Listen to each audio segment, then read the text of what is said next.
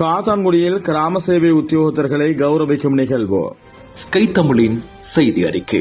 காத்தான்குடி 1, 167, 167 ஆகிய கிராம சேவகர் பிரிவில் கடந்த 5 வருடங்களாக சேவையாற்றி இடமாற்றம் பெற்றுச் செல்லும் கிராம உத்தியோகத்தர்களான திருமதி அசீசா மஹசூம், AGA ரஷாக் ஆகியோரை கௌரவிக்கும் நிகழ்வு திங்கட்கிழமை மசூதுல் ஹுசைனியா பள்ளிவாயலில் இடம்பெற்றது.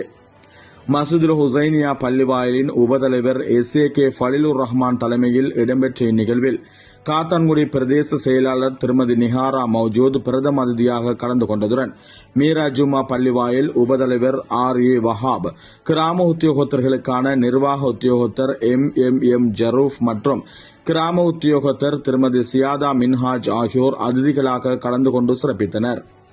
இந்நிகழ்வில் பள்ளி வாயில்கள் நிர்வாகிகள், பொதுமக்கள், பிரமுகர்கள் என பலரும் கலந்து கொண்டு கிராம சேவை உத்தியோகத்தர்களுக்கு நினைவு சின்னம் வழங்கி நன்றியுடன் கௌரவித்தனர்.